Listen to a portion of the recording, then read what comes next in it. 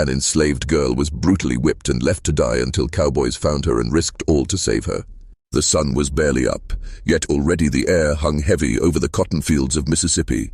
It shimmered above the red dirt like a fevered ghost, promising another day of merciless heat. Birds cawed somewhere in the distance, but their cries were drowned beneath the crack of a whip. Lucy staggered, her bare feet blistered and coated with dust. Her back ached from the crude weight of the cotton sack dragging behind her, and her arms trembled as she struggled to pull more from the stubborn, thorn-laced plants. She could feel sweat sliding down her spine like ice, soaking the torn fabric of her dress. Her lips were dry, her stomach hollow. Her body moved out of instinct now, like a machine set to motion by fear, slower than the others, always slower. The overseer's shadow fell across her. She didn't have to look up to feel it. A sharp sting tore across her shoulder, sudden and furious, and she cried out without meaning to. Her knees buckled. The sack spilled sideways. "Worthless," the man muttered, already walking away. His boots crushed the cotton underfoot. "You die out here, nobody'll notice." Lucy curled into herself, trying to shield the spot where the whip had split skin. She didn't cry, not anymore. She'd learned not to give them that. Tears were for girls who still believed someone might care. She lay still, her breath shallow, heart pounding like a fist inside her chest. The world around her shimmered and spun. She tasted blood. Somewhere in the spinning heat, a voice whispered her name, but she knew no one was there. Everything went dark. Time passed, unmeasured. Hours, maybe. The sky changed, the sun crawling westward like a predator. Flies buzzed near her mouth.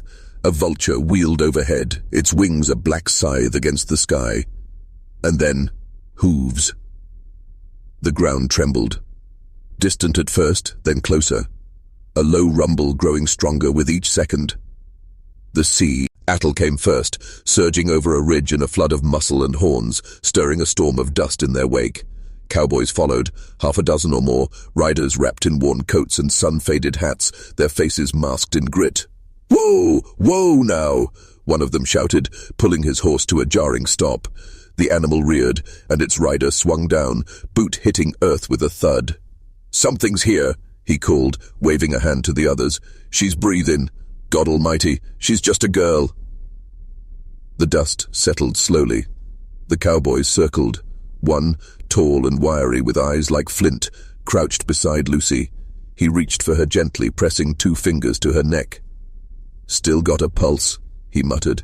"Weak, but there." The man beside him hesitated, chewing the edge of his mustache. "We can't just pick up strays, not out here, not a slave girl." "She ain't a stray," the tall one said, voice low. "She's a person." Silence followed, waited, loaded with the risk they all knew too well. The man who spoke first, Jackson, slid his arms beneath Lucy's limp form. Her body felt light, too light, like it had already let go of this world. He carried her to the shade of a nearby mesquite tree and laid her down on a wool blanket. One of the others offered a canteen, and Jackson dribbled water into her cracked lips. Her throat jerked. She swallowed weakly. "She's alive," he said again, more to himself than anyone else. The others stood back, exchanging glances. No one spoke openly of what they feared, but it hung in the air like smoke. Harboring a slave, even one left for dead, was a crime. The law didn't care why she ran or what had been done to her, only that she wasn't where she was supposed to be. Still, no one stopped Jackson. They didn't help either, but they didn't interfere. Night fell quickly. They set camp under the stars, ringed by cattle and the occasional howl of disturbs, not coyotes. Lucy lay near the fire, swaddled in a thick coat, her skin still pale beneath the flickering light. Jackson sat beside her, quiet, watchful. He kept his rifle across his knees but didn't touch it, just stared at her face as if trying to understand the story carved into her features. She stirred once, murmuring something unintelligible.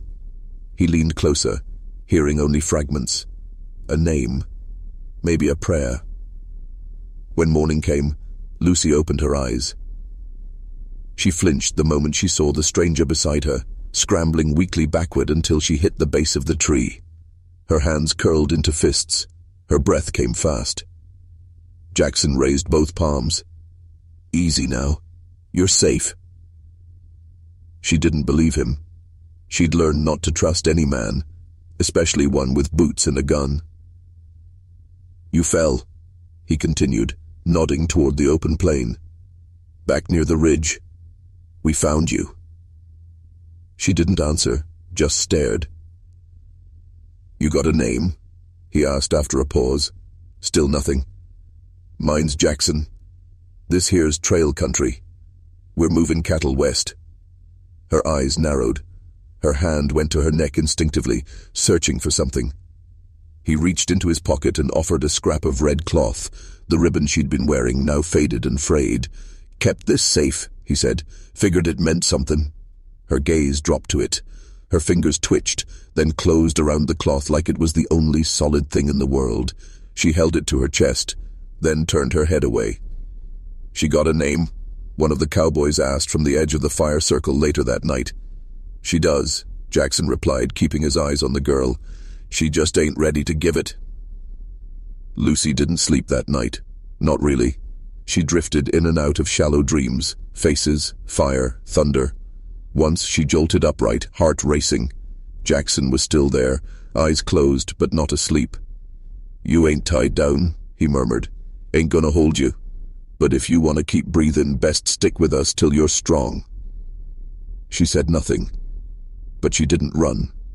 Over the next few days, Lucy watched them closely, watched how they moved, how they talked, how they treated each other. They laughed sometimes, sang low songs around the fire, passed flasks and stories. None of it made sense. Men weren't like this. Men hit and shouted and made you small. Jackson never raised his voice. He didn't touch her again after that first night. He just offered food when he had it and nodded when she met his gaze. One morning she stood on shaky legs and took 3 steps before falling. Jackson was at her side before she could push him away. "You're getting stronger," he said. "Bit at a time." She scowled and turned her face, but a sliver of pride gleamed behind her eyes. Later, she asked, voice rough from disuse, "Why?" He looked at her, puzzled. "Why what? Why'd you stop?" He took a long breath, looked out at the horizon. "Because you ain't a stray dog or a sack of feed. You're a human being. Ain't nobody's right to leave you for dead." Her jaw tightened, but she looked away instead of answering. That night, when he passed her the last piece of jerky, she took it without hesitation. A week passed. She walked more, spoke little, but she listened, closely, learned the rhythm of the group, the way they signaled each other, the way they watched the skies and tested the ground for signs of trouble. There was always danger on the trail, cattle thieves, storms, wild animals. Jackson taught her which plants to avoid and how to move without spooking a horse. She never smiled, but her eyes softened. One evening, as they sat near the fire, one of the younger cowboys made a crude joke. Lucy didn't understand the words, but she caught the tone. Her body tensed. Before she could move, Jackson stood. "That ain't the kind of talk we use round here," he said flatly. The fire hissed in the silence. The younger man muttered an apology. Lucy said nothing, but she didn't flinch when Jackson sat back down. Later that night, she reached into her coat and offered Jackson a carved twig, crude, whittled into the shape of a bird. He took it without a word, turned it in his fingers, nodded once, then placed it in his satchel like it was something rare. The next day, she asked to ride. He didn't answer with words, just helped her up onto the smallest horse, adjusted the reins in her hands, and stepped back. She was stiff, unsure, but her spine straightened. Her hands found balance. The wind hit her face and didn't sting. It lifted her. For the first time since she'd woken under that mesquite tree, Lucy smiled. It was small, quick, gone before anyone else saw, but Jackson saw it, and he smiled back. They rode west, dust in their wake, the sun still hot, the road still long. But for Lucy, Something had shifted. She had been left for dead. Now, she was learning how to live. The morning air had a chill that cut through the usual southern heat like a knife. It carried with it the smell of dew-soaked earth, crushed grass, and smoke from a dying fire. Lucy sat near the edge of camp, hands cupped around a tin mug of weak coffee.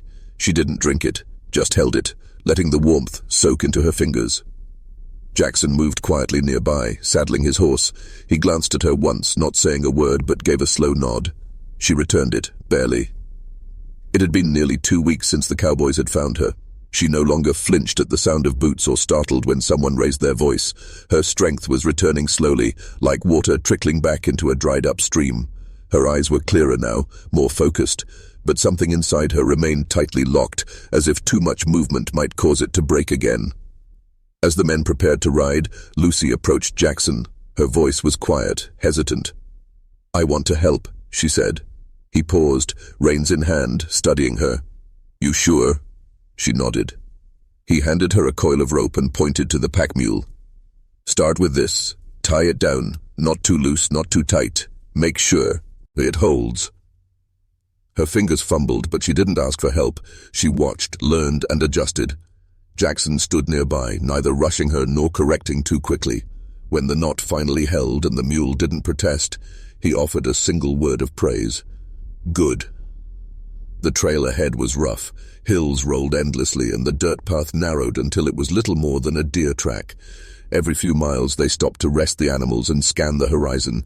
Lucy kept close to the group, eyes sharp. The land was vast and quiet, but it never felt empty. Every sound, every snap of a twig or distant howl meant something.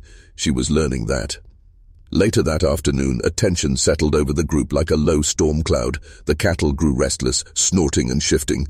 One of the younger cowboys squinted toward the ridgeline. "Something's out there." Jackson pulled out his spyglass, scanned the hilltops. Then he saw it. A lone rider watching from a distance. He didn't reach for his rifle. Not yet. The rider descended slowly, deliberately, unarmed but alert. His skin was copper-toned, his hair long and braided, and his eyes unreadable. He wore a shirt of tanned hide and rode with the stillness of a shadow. Lucy tensed when she saw him, unsure whether to step back or stand her ground. The man stopped just beyond the edge of the herd. Jackson rode forward, motioning for the others to stay put. "Friendly?" someone asked. Jackson shrugged. "We'll find out." Their conversation was brief, made mostly of gestures and short phrases. The stranger said his name was Tawa. He'd been tracking buffalo and saw the cattle from the ridgeline. He wasn't lost. He wasn't hungry. He wasn't alone, though he said nothing of others. Jackson nodded toward Lucy once, and Tawa looked at her, not with curiosity, not with pity, just quiet understanding. It unsettled her more than she expected. Ted. He stayed that night, not in the circle but nearby. His campfire burned low and solitary. Still, Lucy felt the weight of his presence. Later, while the others slept, she approached Jackson. Her voice was almost a whisper. "Why's he here?" Jackson didn't look away from the fire. "Because sometimes you don't ask for help, but it finds you anyway." Lucy said nothing, but her eyes drifted toward the dark where Tawa sat, silhouetted by the faint glow of his fire. She didn't trust him, not yet, but she didn't fear him either. The next morning brought storm clouds. Low and grey, they moved fast across the sky, blocking the sun and flattening the colors of the land. Jackson called for the herd to move early. "We need shelter before it breaks." As they pressed forward, the wind picked up. Leaves scattered, branches snapped, thunder rolled, low and threatening. Then came the rain, hard and sudden. The cattle panicked. One broke loose, crashing through a thicket. Lucy chased without thinking, heart racing, boots slick with mud. She ducked under low limbs, calling out, slipping once, twice, until she finally cornered the animal near a shallow ravine. She moved carefully, reaching for the rope on her belt. A flash of movement, then Tawa was beside her, silent as the storm. He didn't speak, just handed her the other end of the rope, eyes calm, posture steady. Together, they coaxed the animal back. Step by step, no shouting, no force. By the time they returned, the others were soaked and tense, but the crisis had passed. That night, as the rain eased and the fire sputtered, Lucy sat alone, whittling a stick into a crude shape. A habit she'd picked up watching Tawa. He was across from her, sharpening his knife. She glanced at him, then at the bird, taking form in her hands. When he finally looked up, she raised it slightly, a quiet offering. He gave a single nod of approval. From that moment, she watched him more closely. The way he moved without sound, how he studied the land like it spoke to him. He never asked questions, never gave commands, but he noticed evidence. I think Jackson still took the lead, but it was Tawa who often signaled danger before anyone else saw it coming. Lucy began to learn from both of them.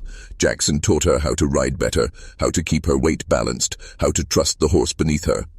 Tawa showed her which plants could soothe a wound, which stones could strike fire without flint. He once taught her how to hold her breath just long enough to move through thick smoke without choking. They never said much, but the silence between them wasn't empty anymore. One morning, Jackson found her tying her own pack onto the mule. "You planning to leave?" he asked lightly. She shook her head. "Just learning." He smiled. "That's good. You'll need that." Later that day, they came across a half-burned wagon near a creek.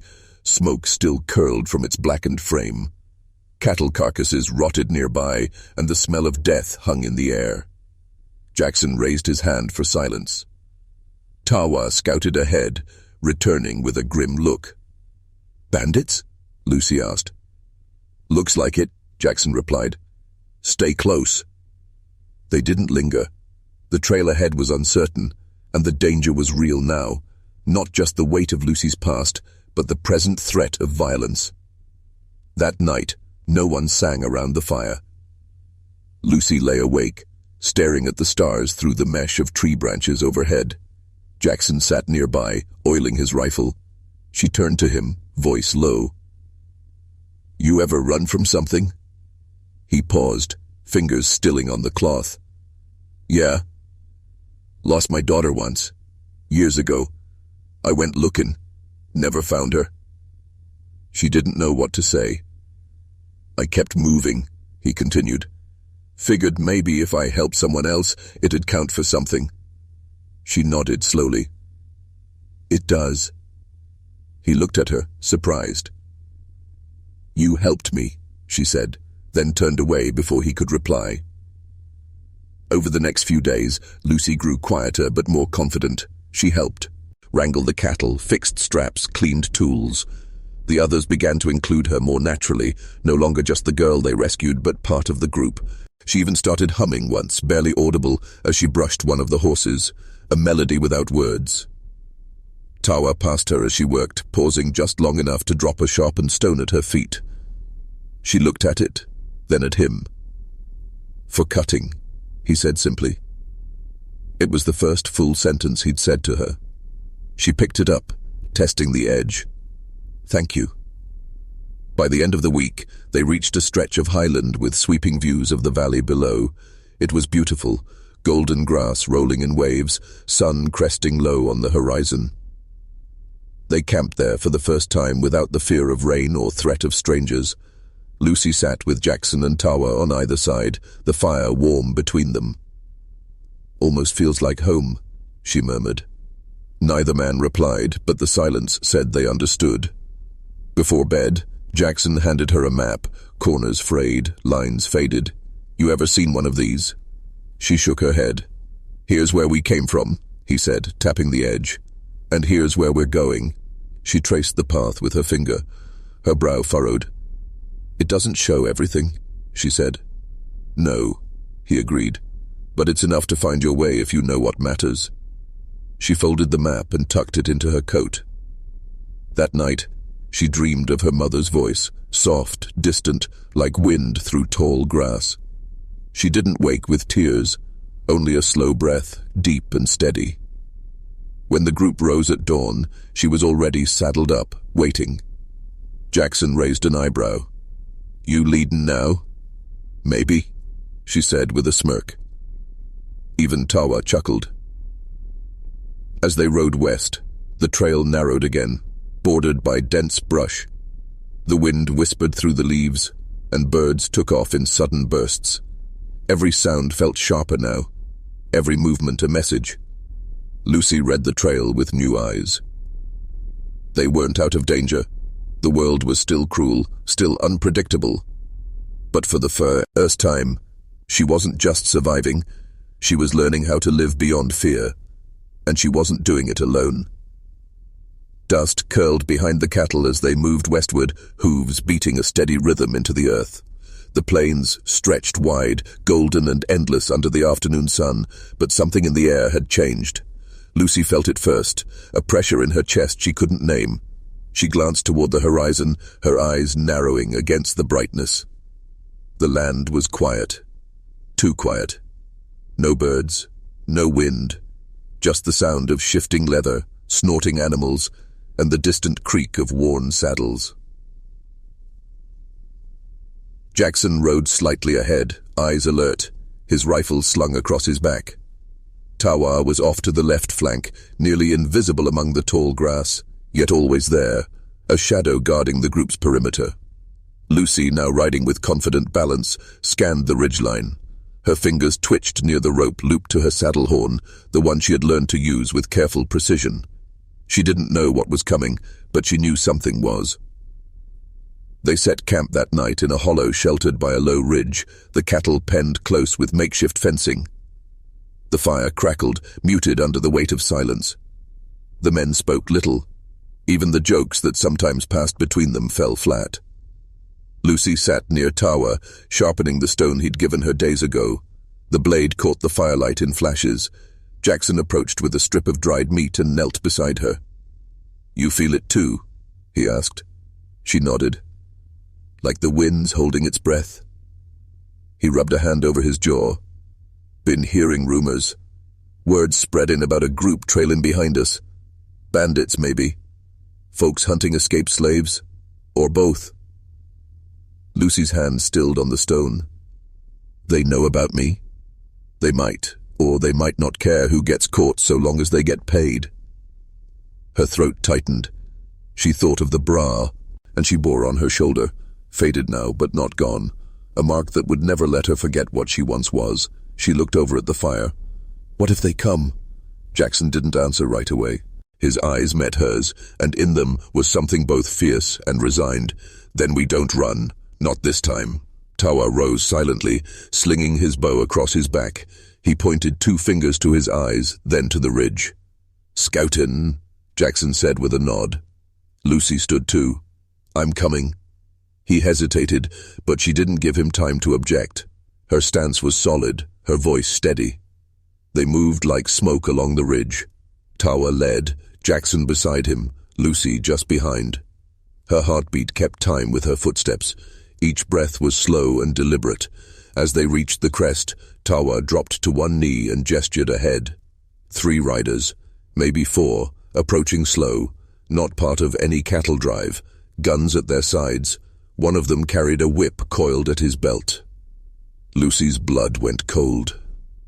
Jackson handed her the spyglass. She didn't want to look, but she forced herself. One of the men, tall with a crooked jaw and a thick sunburned neck, looked familiar, not by name but by presence. The kind of man who didn't see people, only property. The kind who left girls bleeding in fields. Her grip on the glass tightened. "They're not passing through," Jackson muttered. "They're looking." "They won't stop," Lucy said. "Not unless we make them." Jackson looked at her. "You ready for that?" She nodded once. "I've been ready since the day they left me to die." They returned to camp under moonlight, silent but alert. The others had picked up the tension. No one asked questions. Everyone packed light and fast. Rifles were cleaned, bullets counted. Tawa marked lines in the dirt, showing where they could funnel attackers into a choke point. Lucy listened, learned, added her own ideas. "We use the firelight," she said. "Draw them toward it. then hit from the sides. Jackson looked at her like he was seeing her for the first time. Not as the girl they'd saved, but as someone who could help save them. Dawn came red and raw, smearing the sky in streaks of flame. The cattle were restless, their breath steaming in the chill air. The wind had picked up, carrying with it the faint jangle of spurs. They came fast. Hooves thundered, gunshots cracked. The first rider burst into the clearing, eyes wide with the thrill of violence. He never saw the trap. Tawa's arrow flew first, striking him square in the chest. He fell sideways, crumpling into the dust. The second man raised his rifle but caught a bullet from Jackson before he could fire. The third pulled up short, confused, and that was when Lucy moved. She sprang from the shadows, knife in hand, and slashed the reins of the man's horse. The animal reared, throwing him off balance. She grabbed his arm, twisted, slammed his face into the dirt. He struggled, wild-eyed, until Jackson stepped in and knocked him out cold. 2 down, 1 captured. Silence fell, broken only by the heavy breaths of the survivors. Lucy stood panting, heart thudding in her chest, blade still wet in her hand. She looked at Jackson. He gave a slow nod. That was yours. They tied the man to a tree, stripped his weapons, and waited. No more came. Either the rest turned back, or these had been the only ones sent. Lucy stared at the prisoner long after the others had gone to tend the cattle. Should have killed him, she muttered. Jackson stepped up beside her. Maybe, but not today. She looked at him. Why not? Because if we do, we become them, and you're more than what they tried to make you. She turned her face away, struggling to hold the storm inside. Later, as the sun climbed and the fire burned low, she sat alone.